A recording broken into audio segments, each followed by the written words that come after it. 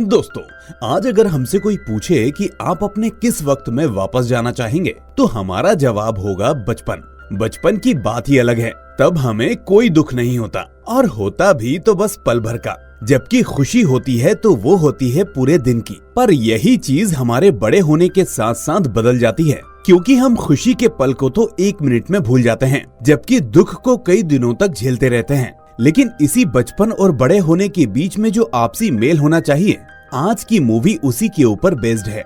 दोस्तों, इस जापानी मूवी की कहानी आपको एक ऐसी चीज से रूबरू करवाएगी जो जिंदगी के प्रति आपकी सोच को ही बदल कर रख देगी। तो चलिए बिना देरी किए शुरू करते हैं आज की ये शानदार एक्सप्लेनेशन। तो मूवी की शुरुआत होती है टिम से, जो अपने दोस्तों के साथ स्कूल से वापस आ रहा है। वापस आते वक्त उसका दोस्त उससे पूछता है कि तुम इन छुट्टियों में कहाँ जा रहे हो। तो उसका जवाब ना देते हुए टिम उसी से उल्टा पूछने लगता है कि तुम बताओ, तुम कहाँ जा रहे हो। उसका दोस्त कहता है कि मैं तो अपनी दादी और दादाजी से मिलने गांव जा रहा हूँ। तभी इतने में उन दोनों के सामने कुछ लड़के खड़े हुए दिखते हैं, जिनको देखकर ये दोनों वहाँ से अपना रास्ता बदल लेते हैं, क्योंकि वो लड़के अक्सर टिम को परेशान किया करते थे। खैर, अब दूसरे रास्ते से अकेले घर आते वक्त टिम को उसकी दादी की फ्रेंड दिखती है, जिनका नाम है सियून। वो टिम से पूछती हैं कि क्या बात है, आज स्कूल से जल्दी छुट्टी हो गई। तो टिम कहता है कि हाँ, कल से गर्मियों की छुट्टियां होने वाली है ना, इसलिए आज जल्दी छुट्टी हो गई। इतना कहकर वो उदास सा चेहरा लिए अपने घर की तरफ निकल पड़ता है। उसको ऐसे जाते देख सियून अपने पति कीकूजीरू से कहती है कि बेचारा टिम अकेले ही अपनी दादी के साथ रहता है। एक तो एक्सीडेंट में उसके पिता नहीं रहे, और ऊपर से शायद उसकी माँ को काम के सिलसिले में बाहर रहना पड़ता है, ताकि टिम की देखभाल उसकी दादी कर सके। ये सुनकर कीकूजीरू कहता है कि हो सकता है उसकी माँ किसी और के साथ शादी करके रह रही हो, या किसी के साथ भाग गई हो। ये सुनकर सियून कहती है कि पागल हो गए हो जो ऐसा सोच रहे हो, औरतें ऐसा नहीं करती, ये काम आदमी करते हैं। दरअसल कीकूजीरू ये बात इसलिए कहता है क्योंकि उसके साथ बचपन में यही हुआ था। उसकी माँ ने उसको छोड़ दिया था और बाद में 3 शादियां की थी, जिस बात का दुख कीकूजीरू को था। इसलिए कीकूजीरू एक अजीब इंसान बन गया था। वो किसी बात को सीरियसली नहीं लेता था और हर वक्त अपनी ही धुन में रहता था। दूसरी तरफ हम टिम को देखते हैं, जो घर पर आकर अपना खाना खाता है, अपना काम करता है और फिर खेलने के लिए शाम को अकेला ही मैदान में चला जाता है। लेकिन आज उस मैदान में कोई नहीं आता, क्योंकि सभी बच्चे कल से होने वाली छुट्टियों में कहीं न कहीं जाने की तैयारी कर रहे हैं। इसलिए अब टिम वापस घर आ जाता है और अपनी दादी से पूछता है कि दादी माँ, बाबा कहाँ चले गए और माँ कहाँ रहती हैं। दादी कहती हैं कि बेटा, तुम्हारे पिता भगवान के पास हैं और रोज वहाँ से तुमको देखते हैं, और माँ काम से बाहर रहती हैं ताकि तुम यहाँ ठीक से पढ़ लिख सको। वो चाहती हैं कि तुम पढ़ लिख कर बड़े आदमी बनो और अपने पापा की तरह बड़ा काम करो। इसलिए तुम्हें अपनी पढ़ाई पर ध्यान देना चाहिए और छुट्टियों के बारे में सोचकर उदास नहीं होना चाहिए। ये सुनकर टिम चुप तो हो जाता है, लेकिन उसकी उदासी दूर नहीं होती। अब अगले दिन वो सुबह उठकर अपने दोस्त के घर खेलने के लिए जाता है, लेकिन वो वहाँ नहीं होता, क्योंकि वो कहीं घूमने गया था। इसके बाद टिम दूसरे दोस्त के पास जाता है, तो वो भी अपनी फैमिली के साथ कहीं घूमने जा रहा होता है। बेचारा टिम ये देखकर वापस घर आकर अपनी पढ़ाई करने लगता है। इसी बीच अचानक कोई घर पर दस्तक देता है, जिसके बाद वो दरवाजा खोलता है। दरवाजे पर एक कुरियर बॉय था, जो उसकी दादी का एक पार्सल लाया था। लेकिन उस पार्सल को रिसीव करने के लिए टिम को अपनी दादी की एक स्टैम्प चाहिए थी, इसलिए वो उस स्टैम्प को ढूंढने लगता है। स्टैम्प को ढूंढते हुए उसे अपनी माँ के कुछ फोटोज और वो एड्रेस मिल जाता है जहाँ वो काम करती है। इसलिए टिम पहले स्टैम्प लगाकर वो पार्सल रिसीव करता है और फिर उस पते, थोड़े से पैसे और अपनी माँ के फोटोज अपने साथ लिए उनसे मिलने के लिए निकल पड़ता है। और यहीं से होती है इस कहानी की असली शुरुआत। रास्ते में जा रहे टिम को फिर से वो लड़के पकड़ लेते हैं और उसके पैसे छीनकर उसको परेशान करने लगते हैं। तभी इतने में वहाँ सियून आ जाती है, जो उन लड़कों को देखकर वहाँ से उन्हें भगाती है। और इतनी देर में कीकूजीरू भी वहाँ आकर उन लड़कों से पैसे लेकर कहता है कि ये पैसे तुम्हारे नहीं हैं, इस बच्चे के हैं, जाओ यहाँ से निकल जाओ और आज के बाद इस बच्चे को परेशान मत करना। ये कहते हुए वो उन पैसों को अपनी जेब में रख लेता है। लेकिन सियून कहती है कि ये क्या कर रहे हो, ये पैसे टिम के हैं, इसलिए उसको दो। कीकूजीरू चुपचाप उन पैसों को टिम को वापस कर देता है। अब यहाँ से कीकूजीरू और सियून उसको एक कैफे में ले जाते हैं, जहाँ उनको पता चलता है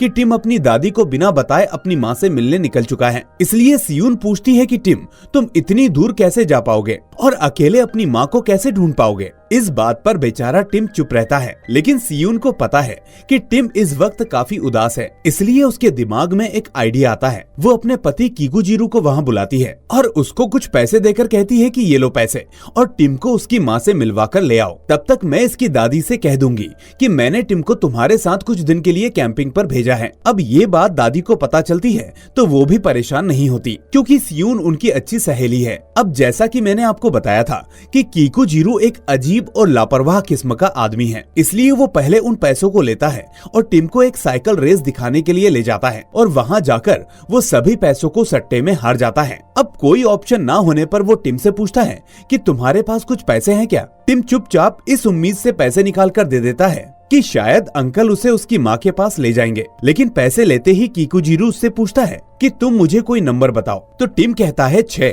और 3। कीकुजीरू बिना सोचे समझे अब ये पैसे इन्हीं 2 नंबर यानी 63 नंबर की साइकिल पर लगा देता है और किस्मत से वही साइकिल उस रेस को जीत जाती है, जिसकी वजह से कीकुजीरू फूला नहीं समाता। अब रात को कीकुजीरू कहता है कि आज हम होटल में रुकेंगे और फिर सुबह होते ही तुम्हारी माँ के पास चलेंगे। ये सुनकर टिम बहुत खुश हो जाता है, पर अगले दिन कीकुजीरू फिर से लालच में आकर टिम को वापस उसी रेस में ले आता है और फिर से नंबर चुनने के लिए कहता है, लेकिन आज कोई भी नंबर काम नहीं करता और फिर कीकुजीरू सारे पैसे हार जाता है। अब गिने चुने पैसे होने की वजह से शाम को कीकुजीरू अकेला रेस्टोरेंट में बैठकर खाना खाता है, जबकि टिम बाहर चुपचाप खड़ा रहता है। उसे भूख प्यास कुछ नहीं है, उसे बस अपनी माँ से मिलना है। अब थोड़ी देर बाद जब कीकुजीरू खाना खाने के बाद बाहर आता है तो देखता है कि टिम वहाँ पर नहीं है। इधर उधर ढूंढने पर उसे पता चलता है कि एक अधेड़ उम्र का इंसान उसका शोषण करने की कोशिश कर रहा है। ये देखकर कीकुजीरू से रहा नहीं जाता और वो उसको खूब मारता है। यहाँ से अब कीकुजीरू उसको एक टैक्सी में बिठाकर होटल की तरफ जाने लगता है। रास्ते भर बेचारा टिम रोता ही रहता है।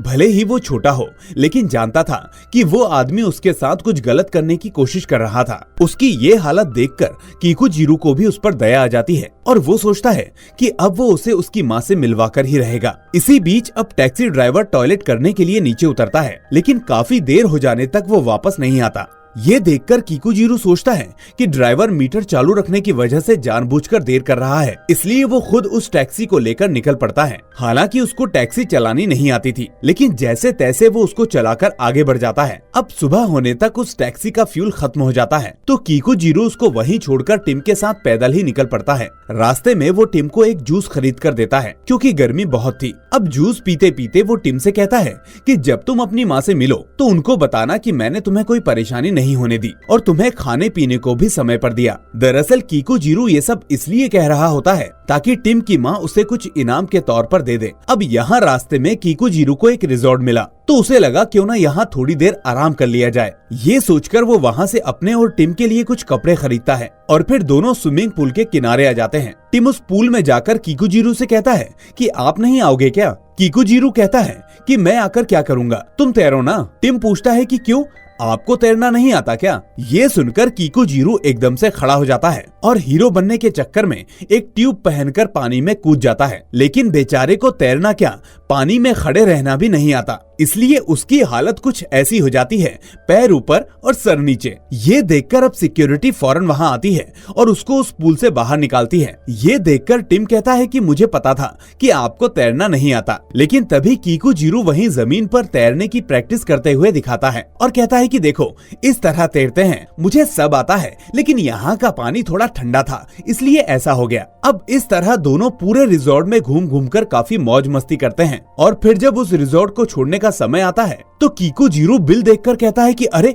आपका रिजॉर्ट तो बहुत महंगा है, इतने पैसे में तो पता नहीं मैं क्या क्या खरीद लेता, इसलिए आप मुझे और मेरे साथी को अब थोड़ी दूर तक के लिए लिफ्ट दिलवाइए। अब दुनिया भर की बहस करने के बाद मैनेजर समझ जाता है कि कीकुजीरू बिना लिफ्ट के नहीं मानेगा, इसलिए वो उसको छुड़वाने के लिए मान जाता है। इसके बाद कीकुजीरू फौरन टिम के पास जाकर उसके सर पर टपली मारते हुए कहता है कि चलो अब अपनी माँ के पास, या यहीं रहने का इरादा है। लेकिन तभी वो देखता है कि वो बच्चा टिम नहीं कोई और है और उसके पेरेंट्स अब कीकू-जीरू की तरफ बढ़ने लगते हैं। इतनी देर में वो टिम को लेकर वहाँ से खिसक लेता है। अब मैनेजर उन्हें कुछ दूरी तक लिफ्ट देकर वहाँ से चला जाता है, इसलिए कीकू-जीरू को आगे जाने का इंतजाम करना होगा। वो टिम को एक ट्रक ड्राइवर के पास जाकर लिफ्ट मांगने के लिए कहता है। टिम ऐसा ही करता है, लेकिन वो ड्राइवर उसको लिफ्ट देने से मना कर देता है। इसके बाद कीकू-जीरू उसके फेस को थोड़ा काला सा बनाकर फिर से एक कार वाले से लिफ्ट मांगने भेजता है, ताकि उसकी दयनीय स्थिति को देखकर वो उन दोनों को लिफ्ट दे दे। अब उस कार में एक कपल होता है, जिसमें बैठा लड़का लिफ्ट के लिए मना कर देता है,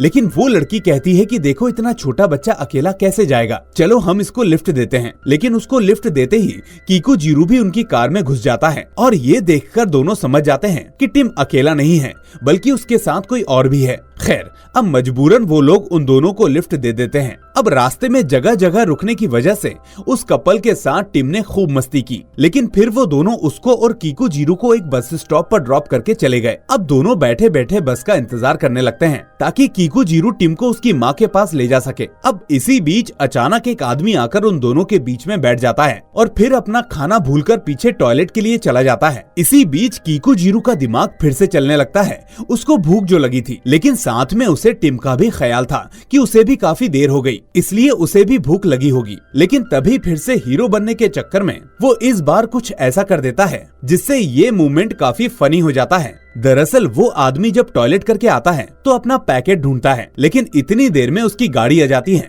इसलिए वो बिना कुछ सोचे समझे वहाँ से निकल जाता है, जबकि वो खाना असल में कीकू-जीरू ने चुरा लिया था। अब उसमें से वो 2 पैकेट टिम को देता है और एक को छिपा लेता है। टिम पूछता है कि आप मुझे 2 पैकेट क्यों दे रहे हैं, एक आप ले लीजिए, आपको भी तो भूख लगी होगी। लेकिन कीकू-जीरू कहता है कि नहीं, इसकी जरूरत तुम्हें ज्यादा है, इसलिए तुम खा लो, तुम खा लोगे तो मेरी भी भूख मिट जाएगी। ये कहकर वो टॉयलेट के बहाने बाहर आकर अपना पैकेट खाने लगता है, और टिम सोचता है कि अंकल सच में उसका इतना ख्याल रख रहे हैं। लेकिन कीकू-जीरू का ये प्लान ज्यादा देर तक नहीं चलता, क्योंकि जल्दबाजी में उसके हाथ से वो खाना गिर जाता है और उसके पास सच में खाने के लिए फिर से कुछ नहीं होता। अब धीरे धीरे शाम और शाम से रात हो जाती है, लेकिन कोई बस उस रास्ते से नहीं निकलती। अगले दिन फिर से वो दोनों अपने अपने तरीके से लोगों से लिफ्ट मांगने की कोशिश करते हैं, और कीकू-जीरू एक अंधा आदमी बनने की एक्टिंग भी करता है, लेकिन कोई फायदा नहीं होता। इस तरह अब दूसरी रात आ जाती है और टिम अपने बैग से अपनी माँ की फोटो निकालकर उनको याद करने लगता है। इसी बीच उसकी उदासी को सहारा देने बादल भी घिर आते हैं और बारिश होने लगती है। बातों ही बातों में कीकू-जीरू को पता चलता है कि टिम ने आज तक अपनी माँ को देखा ही नहीं, इसलिए वो फोटो देखकर अपनी माँ को इमेजिन करने की कोशिश कर रहा है। कीकू-जीरू को ये देखकर काफी अफसोस होता है, क्योंकि उसे भी बचपन में अपनी माँ का प्यार नहीं मिला। ऐसा नहीं है कि उसको अब अपनी माँ का ख्याल नहीं आता, जबकि वो इस वक्त एक ओल्ड एज होम में है, लेकिन वो अपनी माँ का किया हुआ भूल नहीं पाया है और उनको माफ नहीं कर पाया है, इसलिए उनसे मिलने नहीं जाता। और उन्हीं यादों के बीच कीकू-जीरू टिम को अपनी गोद में सुला लेता है। अब दूसरे दिन सुबह दोनों पैदल अपने रास्ते की ओर निकल पड़ते हैं और किसी बस का इंतजार नहीं करते। थोड़ी देर चलने पर टिम थक जाता है, इसलिए कीकू-जीरू के दिमाग में फिर से एक आइडिया आता है। वो रास्ते में कीलें रखकर कार को पंक्चर करने के बारे में सोचते हैं, ताकि मदद करने के बहाने उन्हें लिफ्ट मिल जाए। लेकिन यहाँ भी उसकी किस्मत खराब ही होती है। टिम उस कील को रख तो आता है, लेकिन एक गाड़ी पंक्चर होने के बाद रुकने की जगह उल्टा गड्ढे में गिरने लगती है, और ये देखकर वो दोनों वहाँ से भाग निकलते हैं। अब भागते भागते जब दोनों थक गए तो कीकू-जीरू एक खड़ी हुई वैन की हवा निकालने लगता है, ताकि उन्हें लिफ्ट मिल सके। लेकिन इतनी देर में उस गाड़ी का मालिक वहाँ आ जाता है और पूछता है कि ये क्या कर रहे हो। अब कीकू-जीरू कुछ कहता, उससे पहले टिम कहता है कि मुझे अपनी माँ से मिलना है, इसलिए अंकल आपकी गाड़ी को पंक्चर कर रहे हैं, ताकि इसी बहाने आप हमें लिफ्ट दे दें। टिम की मासूमियत भरी बातें सुनकर वो आदमी कुछ नहीं कहता और दोनों को लिफ्ट दे देता है। वो कहता है कि तुम्हें जहाँ भी जाना होगा मैं तुम्हें छोड़ दूंगा। वैसे भी मैं एक राइटर हूँ और जगह जगह घूमकर सभी चीजों के बारे में लिखता रहता हूँ। इसी तरह वो राइटर उन दोनों को सीधा उसी पते पर ले आता है जहाँ टिम और कीकू-जीरू को आना था। टिम आज अपनी माँ से मिलने वाला है, इसलिए वो इस मुलाकात के लिए बहुत ही एक्साइटेड है। साथ में कीकू-जीरू भी इस बात से खुश है कि फाइनली टिम अपनी माँ के पास पहुँच चुका है। इस बीच अब कीकू-जीरू के मन में इनाम वाला ख्याल भी नहीं है। वो बस टिम को उसकी माँ से मिलवाना चाहता है, लेकिन टिम की ये खुशी ज्यादा देर तक नहीं रही। दरअसल जब कीकू-जीरू उस एड्रेस वाले घर के अंदर गया तो उसे पता चला कि टिम की माँ ने असल में दूसरी शादी कर ली है और वो यहाँ अपना नाम बदल कर रह रही है। इतना ही नहीं, उसकी एक बेटी भी है। कीकू-जीरू ने जब ये बात टिम को बताई तो बेचारा टिम अपनी माँ को देखने के लिए वहाँ आया तो सही, लेकिन उसने देखा कि उसकी माँ उसके बिना ही खुश है, उसे उसकी कोई परवाह नहीं। ये देखकर वो अपने कदम पीछे ले गया और किकुजीरू की तरफ पीट करके अकेले में रोने लगा। किकुजीरू को उसके दुख का अंदाजा है, क्योंकि उसने भी अपने बचपन में यही सब झेला है। टिम को सुकून देने के लिए वो उसको समझाता है कि हो सकता है कि ये तुम्हारी माँ ना हो, बल्कि कोई और हो। लेकिन टिम इतना भी नादान नहीं था। उसने फोटो वाली महिला की शक्ल और इस महिला की शक्ल को पहचान लिया था। ये दोनों एक ही औरत थी, यानी यही उसकी माँ थी। लेकिन साथ में वो ये भी समझ चुका था कि आखिर अब क्यों उसकी माँ उससे मिलने नहीं आती। बेचारा आज बहुत उदास है, जैसे किसी ने उसकी जिंदगी का अहम हिस्सा उससे दूर कर दिया हो। उसको इस तरह देखकर किकुजीरू से रहा नहीं गया। वो टिम को वहीं बेंच पर छोड़कर उसकी माँ से बात करने गया। लेकिन जब वो वहाँ पहुँचा तो कुछ बोल ही नहीं पाया, जैसे किसी ने उसके होंठ सिल दिए हों। निराश होकर किकुजीरू अब वहाँ से बाहर आ जाता है और पास खड़ी बाइक की एक कीरिंग को देखने लगता है, जिसमें एक घंटी लगी होती है। वो उस बाइक के ओनर से पूछता है कि ये घंटी किस चीज के लिए है। वो बताते हैं कि ये शांति और सौभाग्य का प्रतीक है। ये सुनते ही किकुजीरू को लगता है कि शायद ये घंटी टिम की किस्मत बदल दे, इसलिए वो उनसे घंटी मांगता है। पर पहले तो वो उसको घंटी देने से मना कर देते हैं। लेकिन जब किकुजीरू कहता है कि अगर तुम मुझे सीधी तरह से नहीं दोगे तो मैं अपने तरीके से ले लूंगा, तो ये सुनकर वो दोनों डर जाते हैं और चुपचाप उसको वो घंटी दे देते हैं। अब किकुजीरू फौरन उसको लेकर टिम के पास आता है और कहता है कि ये लो, ये घंटी तुम्हारी माँ ने मुझे दी है और बोला है कि मैं ये तुमको दे दूं। जब भी तुम उदास हो तब इसको बजाना, और ऐसा करते ही फरिश्ते आकर तुम्हारी सारी विशेष पूरा कर देंगे। मासूम टिम एकदम से घंटी बजाकर कहता है कि हे फरिश्ते, मेरी माँ को मेरे पास भेज दो। पर अगले ही पल वो समझ जाता है कि ये सिर्फ एक खिलौना है और कुछ नहीं। इसके बाद वो मायूस हो जाता है। किकुजीरू को समझ नहीं आता कि आखिर उसके उदास मन को कैसे ठीक किया जाए, क्योंकि अब जो होना था वो हो चुका है, अब कुछ भी बदला नहीं जा सकता। यही सोचकर अब वो उसके साथ बीच पर घूमने लगता है और कहता है कि चलो